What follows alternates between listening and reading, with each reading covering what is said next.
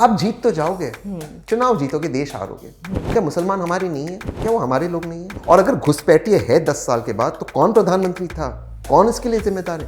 And I don't know why the Congress doesn't confront him head on. लड़ो इन मुद्दों पर, take him on head on this. People will support you.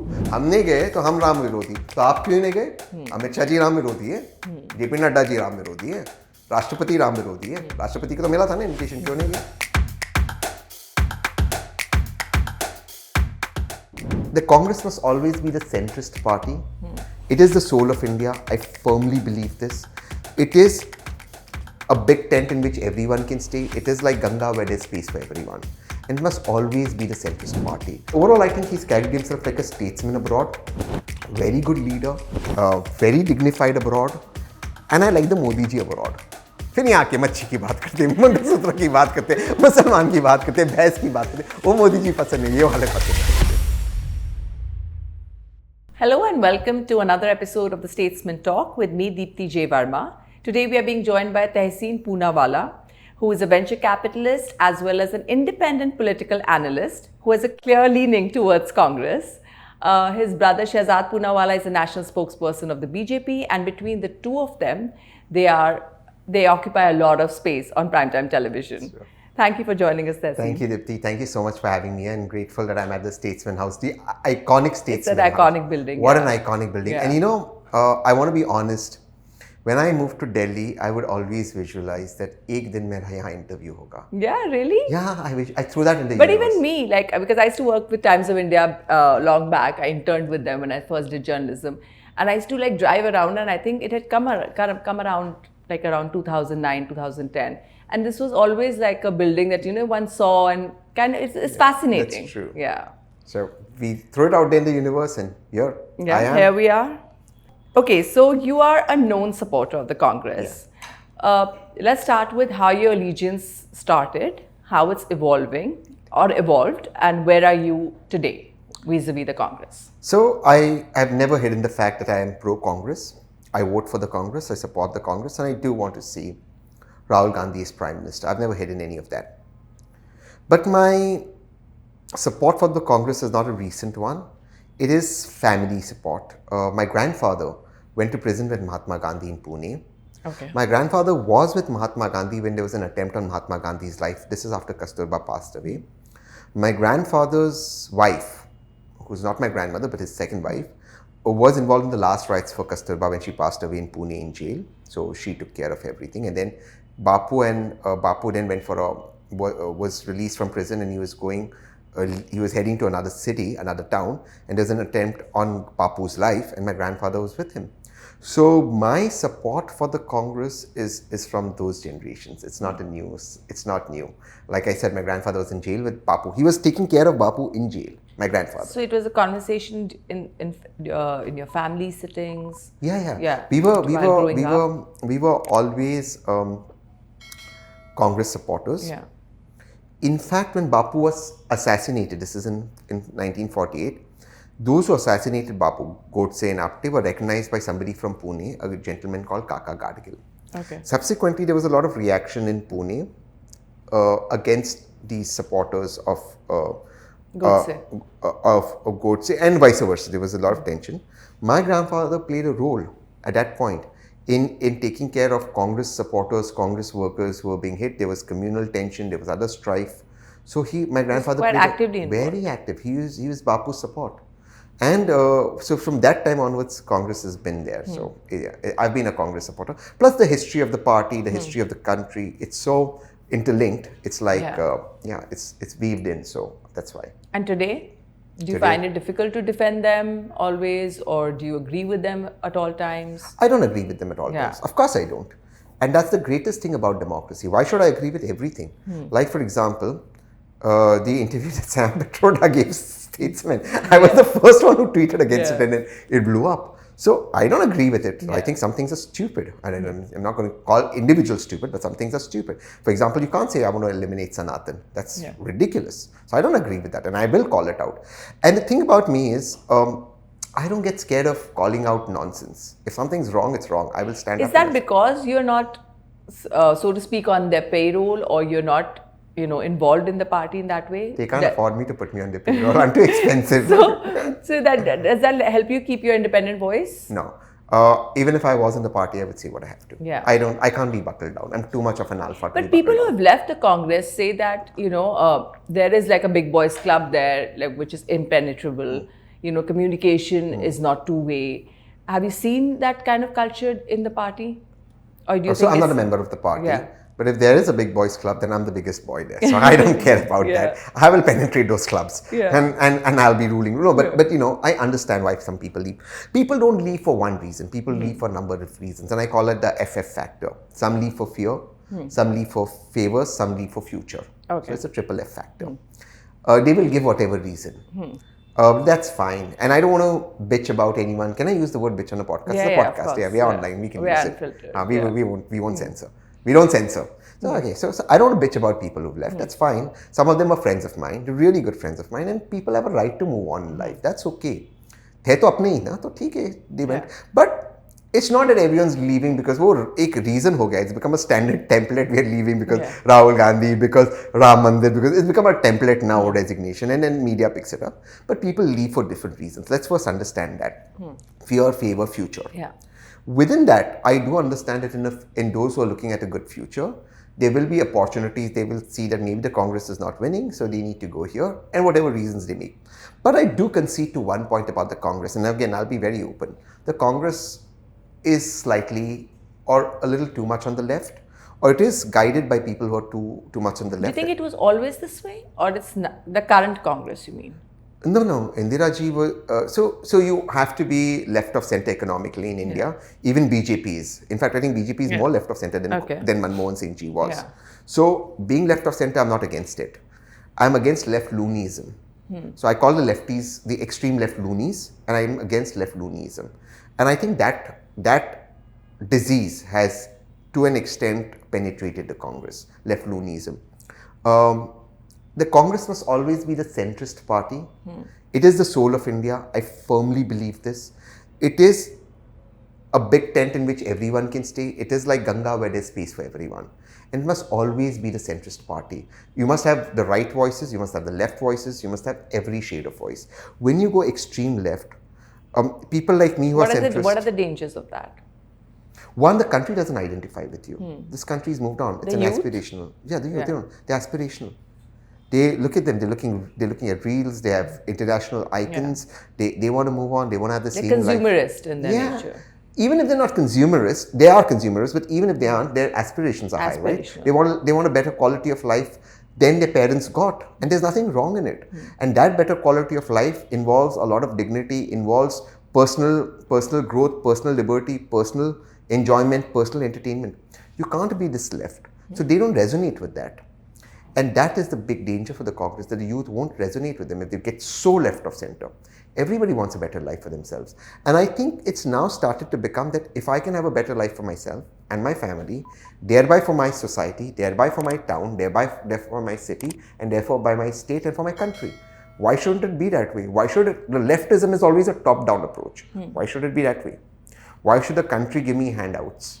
Why can't I deservedly give myself a better life? And Dipti has a better life, your cameramen have a better life, and by that line, everyone have a better life, and therefore India has a better life. Why can't it be a bottom-up approach?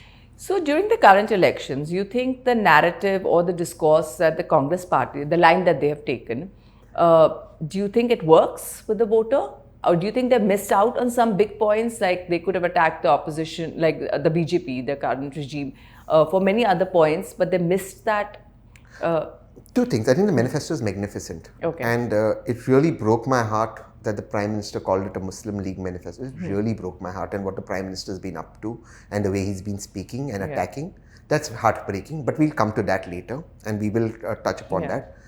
But I do think that the Congress did miss a point in taking the narrative to the BJP. They're doing that now, but it's a little too late in my opinion. As we are we finished the third phase or the fourth phase yesterday. They're too late into it. This narrative setting should have happened in the beginning. The thing with the BJP is it's fabulous in narrative setting. And the Congress ends up following. So the Congress has a problem in its communication department. That you have to accept. Its communication is disastrous. It's very old school.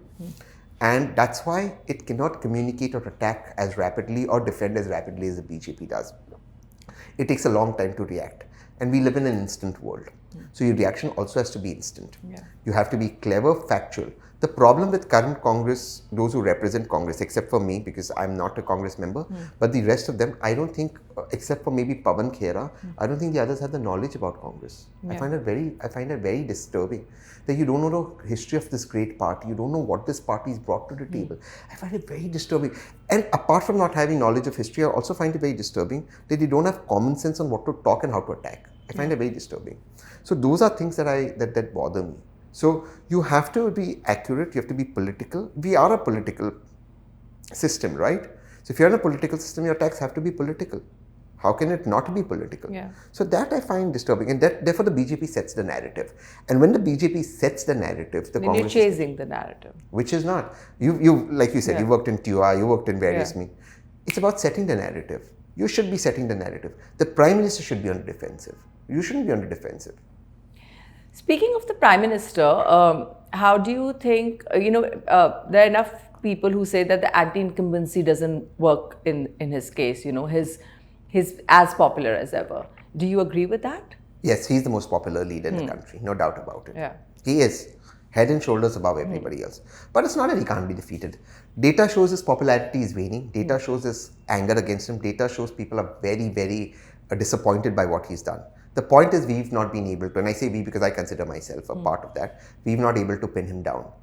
It also broke my heart on what he did in this election with the manifesto calling it Muslim League. So I was very impressed when the election started or prior to that. He was talking about development. He was talking about this new India agenda. 247, Vision 247. Vision 2047, Yeah. and he dropped the hate mongers. 2047, So he dropped the hate mongers, Pragya Thakur, Ramesh Biduri, Anant Hegde, he dropped all of them. And I was very impressed. I was like, okay, he seems to be 2 terms over, he's got it. And then to go on the 3 M's, Muslim, Why does the Machi. conversation go back to this, you think? As a political discourse, Because there is severe anti-incumbency against the BJP and anger against. you think? Yes, absolutely. And you think It is this works? The people of India are fighting this election against the BJP. It's not the opposition doesn't have the resources to fight it. Okay. They haven't been able to. They are fighting a decent fight, but it is the people of India who want the BJP out. I'm not saying that the BJP will or will not lose. I'm saying the people of India have decided that the BJP cannot have the numbers that they're talking about. There is a severe fear about it. Which, the 400 mark. Whatever the numbers that the Prime Minister claims to be getting. The fact of that is, and the people of India have been fighting this. You see, in states, even where the Prime Minister is not the face, where he's not going to be the Chief Minister, BJP doesn't get the lead that it gets, even though the Prime Minister is there. Opposition's been winning. So the thing is, that what really disappointed me was the 3 M's that the Prime Minister got in. Muslim, Machi, Mangal Sutra. मतलब मैं ये सोच रहा था दीप्ति कि यार आपको इस मुल्क ने सब कुछ दिया है, मतलब आप 2 बार प्रधानमंत्री बने इस देश के, और ये दुनिया का सबसे अच्छा मुल्क है, आपने इससे ज़्यादा एक व्यक्ति को क्या चाहिए? 2 बार फुल टर्म फुल मेजॉरिटी के प्रधानमंत्री बने और शायद आप 3री बार बन जाओगे, और उसके बाद आपको इन मुद्दों पे लड़ना है। मंगलसूत्र, मतलब मंगलसूत्र निकालते घुसपैठियों को देना है, ये कोई मुद्दा है? Is this how the Prime Minister of the greatest country in the world talks? What is our aspiration? Our aspiration is to be the 3rd largest economy in the world, the 2nd largest economy. We are amongst in our history. Why do you think they shifted gears in this conversation? Because he saw the public anger against him. And he the thinks that BJP. this is a point that can work. Polarization. Polarization And works. it's not cool. आप जीत तो जाओगे, चुनाव जीतोगे, देश हारोगे। क्या मुसलमान हमारे नहीं है? क्या वो हमारे लोग नहीं है? और अगर घुसपैठिए है 10 साल के बाद, तो कौन प्रधानमंत्री था? कौन इसके लिए जिम्मेदार है? And you talk about removing women's Mangalsutras. क्या ये शोभा देता? These are the issues that you have to take. And I don't know why the Congress doesn't confront him head on. लड़ो इन मुद्दों पर. Take him on head on this. People will support you. किस हिंदू को पसंद है कि आप किसी को घुसपैठे बोलो? हिंदू को भी कोई पोलराइजेशन नहीं होगा, but take it on head on. वो भी हमारे लोग हैं कि आपके मैनिफेस्टो को मुस्लिम लीग बोल रहे. उस मैनिफेस्टो में, I was involved in it, मुस्लिम शब्द ही नहीं है. मुस्लिम लीग का मैनिफेस्टो कहां से आ गया? मुस्लिम शब्द ही नहीं है. And minorities in that manifesto has been defined as even sexual minorities. Economically backward? And sexual minorities. Sexual minorities. They're speaking about LGBTQ unions. They've spoken about all linguistic minorities. You could be a Delhiite in Karnataka and you wouldn't know the language, or in Kerala and you don't know Malayalam, or in Maharashtra and you wouldn't know Marathi. That's really far-fetched. Very far-fetched. You've got a magnificent document. और वो उनको आपके document को मुस्लिम league बुला रहा हो, आप सुन रहे हो? मतलब लड़ो ना, take him, be an alpha, take him, क्या होगा? हार जाओगे ना, वैसे ही हार रहे हो. उनके हिसाब से वैसे हार रहे हो ना. At least fight with him. Give him a fight. Rahul Gandhi does, when he talks, he says that I can take him on, I'm ready for a debate, he's only scared of me, and so where do you think he falls short? Two things. First, I think I really admire Rahul. Like I said, I want him to be Prime Minister. I really, really admire him. You think he deserves to be? No, nobody deserves. You have to work hard for it. Deserving थोड़ी होता है. But you think he's promising? You think he's promising? Yeah. He's promising. He's the closest contender, you think? Yeah, because he's the leader of the Congress. Yeah. And if the India Alliance comes, Congress will be the single largest party. So the numbers will be with him. So the MPs will elect him. They haven't announced him as the Prime Minister. Yeah, because it's not a presidential election. Yeah. It's the way Baba Sahib Ambedkar envisaged our constitution was the MPs will elect a Prime Minister. So unless you have a sitting Prime Minister. So that I would like him to see him as Prime Minister. I don't know whether he will want to be Prime Minister simply because no one in that family for the last 35 odd years has become Prime Minister. They've not held the post. So maybe he doesn't want to. I, as a Congress voter, would like to see him. I think he's a young, decent bloke, a good guy, works hard, and he has his heart in the right place. Your question is, what is his weak points? Yeah. I think his speeches. He needs to be much more articulate. He needs to work much better on his Hindi. And I think he needs to connect more with what the younger generation is speaking. Sometimes his speeches don't resonate with the younger generation. That's what I found. And it's not like I'm saying this behind. I really believe that. I think he needs to change his speech writers.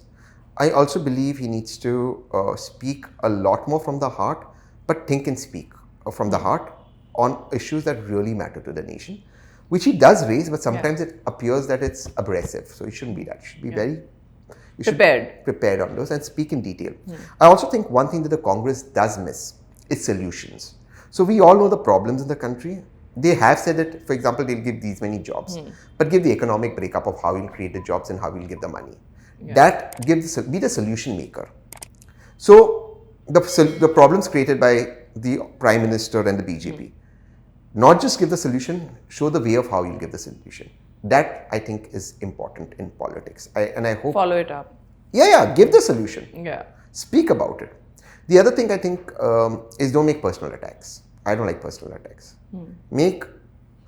If there's something wrong, like this Muslim Machli Mangalsutra, then of course take that on. Retaliate. Yeah, take the bull by the horns. Otherwise, don't make personal attacks. 99 times Krishna also said that I will not. 100 times Krishna also left the Sudarshan Chakra. Yeah, so you were talking about how a lot of Congress people who have left has they've risen the point of the Ayodhya temple and the consecration. Do you think that there was a diktat against attending it? Or do you think they went wrong in attending it or not attending it? No, everyone who attended it got a ticket. Dipinder Hooda got. In fact, I'm campaigning for Dipinder. No, as a party line, do you think? No, there was no diktat. No. All these guys who went are just. But do you think they should have? They missed. I would have gone if I was Congress president. I would have gone. But look, you see again what the Congress doesn't ask. So I would have gone. They didn't go. That was a party decision. But what the Congress doesn't ask is why did Amit Shah ji not go? Unko bhi to mila tha na invitation. Why did the President of India not go? Why did JP Nadda not go? Is Amit Shah ji anti-Ram? Is JP Nadda ji anti-Ram? So they miss out on these questions. पूछो. Yeah. हमने गए तो हम राम विरोधी, तो आप क्यों नहीं गए? अमित शाह जी राम विरोधी है, जेपी नड्डा जी राम विरोधी है, राष्ट्रपति राम विरोधी है, राष्ट्रपति को तो मिला था ना इन्विटेशन, क्यों नहीं गए? उनको भी जाना चाहिए था, क्यों नहीं गए? आज तक नहीं गए राष्ट्रपति. So these are the questions. Hit back. They hit you, hit back. वो चार मारे, एक तो मारो, पर ठीक से मारो, उनको याद रखे. But so I think what happens with the Congress is they get stuck in this morality of not being that aggressive, and sometimes they miss out on punching back. But this is a fight, right? It's a boxing match, it's an MMA. So you got to hit back. You may still lose, but hit back. Let the guy know that you have strength. But don't be aggressive on unnecessary things. Preserve your energy. It shouldn't be on unnecessary. So if they are saying आप राम विरोधी हो, आप नहीं गए राम मंदिर में, तो बोलो भाई अमित शाह जी भी तो नहीं गए, उनको भी तो न्योता मिला था. उस एक तो बोलो उनको. Yeah, nobody said that. Actually, nobody says this. That's why they need me as a coach. Yeah, I am open for coaching you guys after 2024. Y'all may contact me. I just plugged myself in. Yeah. Do you think they will? What do you think their performance would be like? How do you, with the numbers, with the India bloc and their own numbers? They'll do better than before. Okay. They'll do better than before. I don't think That's not saying much. Any numbers you have? I'm hoping the. Do you think they can form the government? Yeah, they can. Okay, so it's a possibility now. Of course, you think everything's possible. The election is this election is people of India versus BJP, and it's going to be a surprising election according to you. The data so far, so we're not allowed to talk numbers because we are in the phase. Okay. So I don't want to get into that. But what I've seen on ground is visible anger. Okay. And those most motivated to vote are the ones who want BJP out. The BJP also realized early on, after the first phase, that the 400 par, ab ki baar 400 par has spooked people, especially bureaucrats. You think that slogan didn't work? Oh, completely. Bureaucrats Why? are spooked. I do a lot of healing and meditation, and we have these. We have these massive groups of people that I heal and I work with, or we chant together. And there are a lot of bureaucrats, and it's just serving IAS, IPS. I won't take names because you do healing yourself. Yeah. Oh, I love. Yeah. So a lot of these people. In fact, San Petroda, one of the IAS officers sent to me 4 o'clock. So 4 o'clock I wake up to meditate and we do this healing and chanting, etc. So a lot of these IAS, IPSs that I'm working with, or even other IRSs, they are spooked. They are like, bro, you guys need to do something. If they get 400, and these are serving officers. A lot of army officers are spooked, especially after Agniveer was forced down people's throat. Why? Because of the majority. Because of the authoritarian tendencies that already exist in this country. Let's discuss that also. Yeah, do you think they have the authority? You think they are not? The Prime Minister did Notebandi in 4 hours. He had no right to. The Supreme Court, of course, then stood by it, which in my opinion, with respect to the Supreme Court, before His Majesty, all of us bow and we... And let's talk about whether the judiciary is independent or... To an extent. To an extent, you think you have faith in the judiciary? Of course, yeah. I have faith in institutions. We are not a dictatorship. We are a democracy. We are still a democracy. We are very much a democracy. I mean, I'm at Statesman House taking on the Prime Minister. Yeah. Of course, we are a democracy. Without fear. किसी की हिम्मत नहीं मुझे arrest करने की या statesman को बंद करने की. So we are a democracy. But we are increasingly becoming an authoritarian state. Okay. The problem with the BJP is it just doesn't want to win. If it just wanted to win, I'm okay. यार जीत गए, तीसरी बार जीत गए, ठीक है. They want to impose their life's choices on you. What you eat, what you wear, who you are in a relationship with, the BJP wants to impose. Give instances of Uttarakhand UCC, you have to register who you're living in with. Yeah. Why? Who you're in bed with is not the government's business. It's not. What Don't you think eat is not. Maybe it can protect women at some point? Like that already exists in the Domestic Violence Act, including for living. Okay. So if there is sexual exploitation, if there is beating, if there is cheating, all of that already exists. But the fact that you want to register religion-wise or caste-wise who's living with whom is very dangerous. When you make a police complaint, hypothetically, if I'm in a relationship with another woman... But you have to show verification wherever you go, any which way. Like if I'm a couple and you're going to a hotel, you are showing a verification. Yes, so but you're part of the system. But that's not based on religion, and that data is not kept with the government, right? Okay, so you think they will use that data for something else? What do you think they're going to do with it? You're Hindu, Musliman, साथ में this caste, this caste. Where is that data going to go? Where is your Arogya Setu data? Ask. Where is that? सबको download करवाया. And this DigiLocker that we... कहाँ है वो data? पूछो ना भाई. वो डेटा आरोग्य सेतु. आपने किया Aarogya Setu download? Yeah, we all did. आपने क्या? मैंने नहीं किया. कहाँ है वो डेटा? बंद हो गया ना आरोग्य सेतु. वैसे डेटा को सब देखा. But we are part of the system anyway. हाँ तो फिर when I issue a boarding pass, I'm part of the system. So why not enroll to DigiLocker? Because if the airlines that you're traveling, sometimes they don't share it. Yeah, they are by law not supposed to. If they are selling it, you can take them to the court. Okay. But when the government knows that Dipti's Aadhaar is connected to a mobile, this is where Dipti is going. She has diabetes, for example, hypothetically. Yeah, your medical records. Your medical records, they know where you're going, how you're spending your credit card.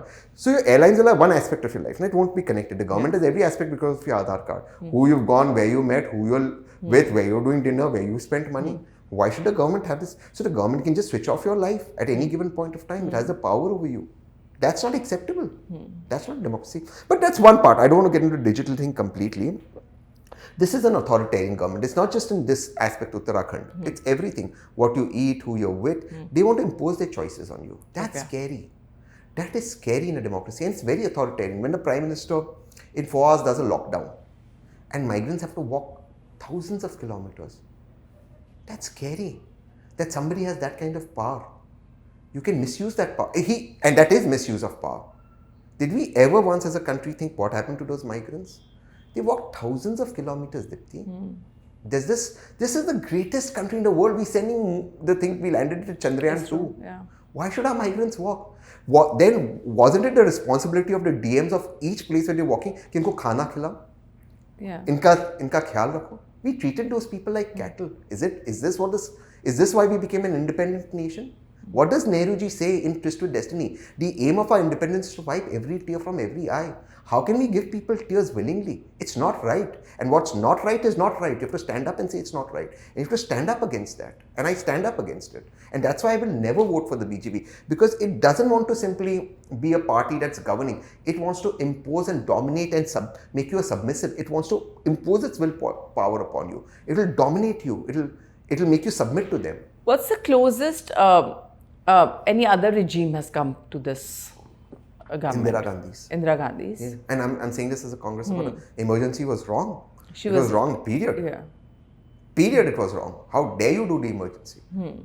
But again, what's wrong? That can't. So every time on TV I talk about what's an excess now or what's authoritarianism now, the BJP tells me, but you guys did the emergency.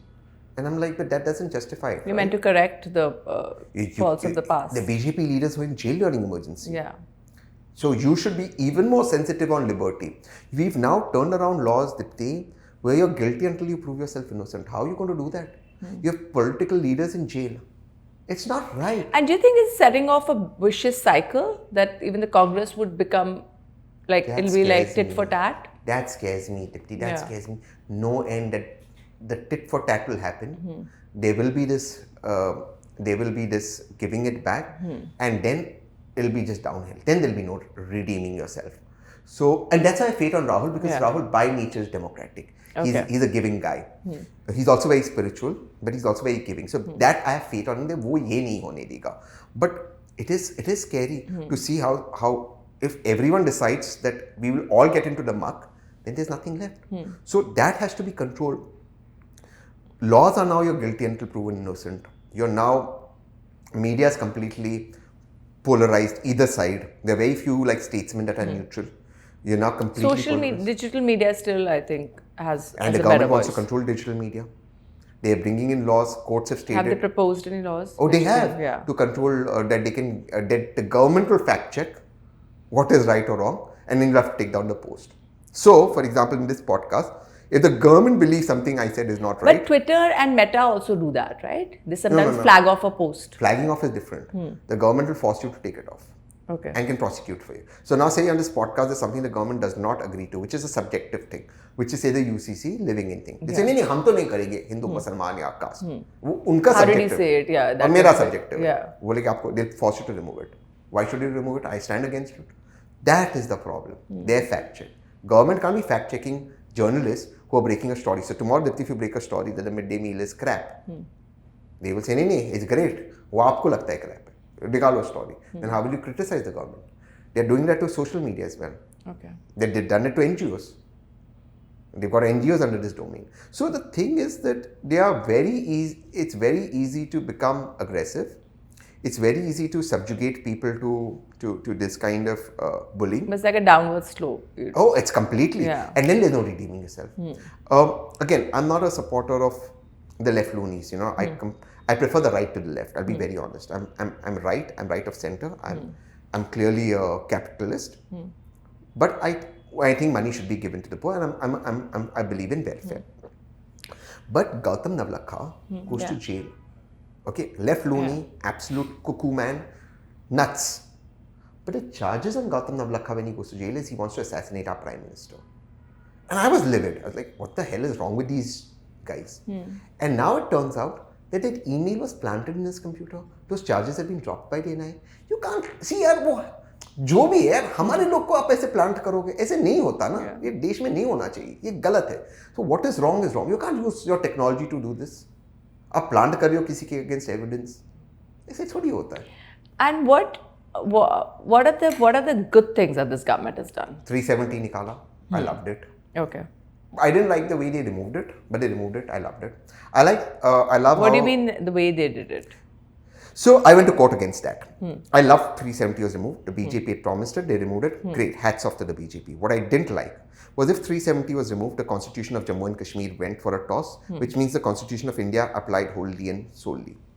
If that applied wholly and solely, Article 21, Article 19, Article 14 can never be compromised. Why were those people in a lockdown or in a curfew for 1.5 years? Why was internet cut till I went to court? Then the court ruled in my favor, saying, no, you can't cut internet like that. Right to internet is a fundamental right under Article 19, which I still want to fight that it's under Otherwise, Article it would have gone on longer, you think? Yeah. वो तो फिर court ने डंडा लगाया तो फिर वो चालू हुआ, फिर लैंडलाइन चालू हुए. ऐसे नहीं होता ना. वो भी तो, they are also our citizens. Yeah. We removed it. Kashmir is ours. They are our people. How can we keep them away from landlines? If you think that you can't control law and order, तो failure आपका है, उनका थोड़ी है. कितने militants हो गए? 100, 200, 500 आएंगे तो बॉर्डर से ना. आर्मी तो है ना, उनको कंट्रोल करेगी. Army is great. 500, 1000 आप कंट्रोल करो ना. You putting the whole state under curfew. ऐसे नहीं होता ना. They also are people. Everyone's ours. You can't do this to people. I don't like this. Besides 370? The relationships with the Middle East. Okay. Love it. I think Modi ji has taken it to another level. We were always close to the Middle East. He's maintained it. Middle East, our relationship with other foreign countries, neighborhood is overall global image has also gone up, you think? To an extent. Yeah. With our neighborhood, we have problems. But with other foreign countries, magnificent. I love the way Modi ji carries himself on foreign tours. I love the way he represents my country. He's my prime minister. I cheer for him every time he's there because he's my prime minister. He's representing me. He's representing my tricolor. So he's my brand ambassador. So I love that. And I love the fact our relationship with the Middle Eastern countries have evolved under him. That credit is solely to him. Solely to him. We had great relationships. He's taken it to another level. These are great countries. They are friends of ours. That they take care of our energy securities. These are things I love about him. What I don't love is this authoritarian thing. Then you see that this is where I think he missed out on is in the Israel-Gaza conflict, the Israel-Hamas conflict, sorry, not the Gaza conflict, the Israel-Hamas conflict. I think he missed out. He's such good friends with Netanyahu. I think India could have stepped in and he could have said that kids in Gaza do not need to be pulverized by the Israeli army. He could have done that. Perhaps he would have even got a Nobel Prize for it. I'm genuinely saying. India should have led that charge with the global south against Israel pulverizing innocent Gaza citizens. And I'm not talking about Hamas. The Hamas leadership is in another country. Please finish Hamas off. They are terrorists. No if, no but. But those kids in Gaza don't deserve what's happening. They don't deserve a professional army shooting them at point blank range or being blown up by tanks. They don't deserve it. No kid deserves it. And India should have taken that lead. It should have also taken that lead at ICJ. Along with South Africa. That is, I think he missed out. If not, you don't want to go against Israel because Israel is a friend, which I think Israel is a friend of India. I do believe that. He could have sat with Netanyahu and intervened. He has the stature. Modi ji has the stature. I do believe he has the stature. वो बिठा के बोलते Netanyahu को बैठो इधर, सुनो, उनको मत मारो, इनको मारो. वो बोल सकते थे ना. नहीं होता, but बात तो, he would have made that effort. Yeah. Because our foreign policy even now is pro-Palestine. Even now we stand for the liberation of Palestine. So I think these are things he missed out on. Yeah. Perhaps it's my guess due to domestic compulsions that his voter base gets very charged up by Israel. And I'm anti-BJP. I love Israel as a friend of India's. I think it's great. So I think you should not bring domestic compulsions in your foreign policies. You go with it. But overall, I think he's carried himself like a statesman abroad. Very good leader. Very dignified abroad. And I like the Modi ji abroad. फिर यहाँ के मच्छी की बात करते हैं, मुसलमान की बात करते हैं, मुसलमान की बात करते हैं, भैंस की बात करते हैं. वो मोदी जी पसंद है, ये वाले पसंद है मुझे. Okay, we're going to end with a question that I asked even Shehzad when he was on the show. Was Shehzad on the show? Yeah, he was actually our first episode. What did you say? Yeah. So how first you tell me, so you did both the brothers, the podcast. Yeah, I've done both the brothers. So who was more entertaining? Honest answer. Now I'm putting you on the spot. See, he sticks to a party line. Because the you're independent, you will have more. Don't give me a who was more entertaining? We'll see the views and then we'll decide. That doesn't work. Yeah. Who was more entertaining? The question is, Actually, both of you are quite who was more entertaining. entertaining? But Don't be okay, politically, leave that. you're being politically No, correct. believe No, that. then I would have also been politically correct Yeah. and stuck to party. Like I opened up and all. Now you're not. Okay, you. Now you're just saying to me. You really mean it? Yeah, definitely. Pakka I was more entertaining. Yeah. 100%. Yeah. I like this. How do you I love this. I love this podcast. how do you reconcile your political differences at home? We don't talk. You don't talk about it. No, and it hurts me a lot. We don't. I have a lot of friends in BJP. I have a lot of friends. But I do believe this is some sort of a karmic debt that I have to let go of. So, in the fullness of time, I do think there will be some healing. Yeah. It is a part of my life that really, it's now that I've come to grips with that we don't talk. 17, right? So 24, 3 plus 4, 7 years. Now I've sort of come to terms. It started with the political differences? Yeah. Okay. He challenged Rahul Gandhi for the president election, and he had his reasons, and I do understand those reasons that he did. I really do understand them, and I do accept them. But there were certain things that were not acceptable to me. And like I said, it's a karmic debt that I had to, I think, at some point finish, and at some point in the fullness of time, I hope things will be okay. I have no problem. Like most fights, it'll. Yeah. There's no fight. There genuinely is no fight. It's just that you don't karna nahi hai, baat nahi karni. But there's no fight. There's really no fight. At least from my end. I don't think from his end also. But I've suffered a lot in these 7 years. I mean, personally, I'm grateful for that suffering, but I've also suffered. So I've been through, like, I raised Shehzad as a son, right? We lost our father very early in life, and so I raised him as a son. He's 6 years younger than me. So I raised him as a child. So the fact of being physically away, and mentally away, and emotionally away, it pains like it really took me through a lot of pain. Like I would get up in the middle of the night feeling I'm sinking, like I'm drowning. So I've been through that pain. I fought that pain, but I knew that we couldn't reconcile. I knew that was my journey. So I'm grateful for that journey, but it's a lot of pain that I've been through in that relationship of being separate. And it was easier not to have been separate, but it did. A lot of times I see people, even on social media, they mock it or they say, "Arey, aap dono bhai ke beech mein setting hai, Congress ek beech mein." ऐसा कुछ नहीं है. Double agent. वो नहीं होता because 7 साल, nobody knows, right? 7 साल, if it was fake, or like, we are so much in the limelight, कहीं तो दिख जाता. And secondly, nobody knows what I went through in those 7 years. It's, Dipti, it's like, I was telling somebody the other day, it's like they were those 7 years, or now that I've come to peace, right? Because I've evolved and I finally, it's got through with my meditation. It's like there's somebody piercing in my back, which I've been through a lot of pain. It's like a physical pain. Oh, tremendous physical pain. I'm telling you, like that separation from Shehzad, I felt like I'm drowning in the ocean. Like I'm drowning, I'm suffocating. Like he's my child. Like I brought him up, He's everything to me. But it was necessary for me to be away. It was something I had to do. And like I said, it's a karmic debt. I had to fulfill it. I've done it. I'm at peace with it now that I can talk about it. I've never spoken about the physical pain that I've had of being separated from him. But it is what it is. And I accept it. And I love it that it happened because that also taught me that no amount of pain can ever put me down. That also taught me. Made you stronger. Oh, yeah. I love when things go wrong. I love it much more than things go wrong than things go right because it teaches me so much in the 4D world. Yeah, because I know in the 4D world, I'm here for a limited time, right? And I thrive in the 5D world. I'm not much in the 4D world.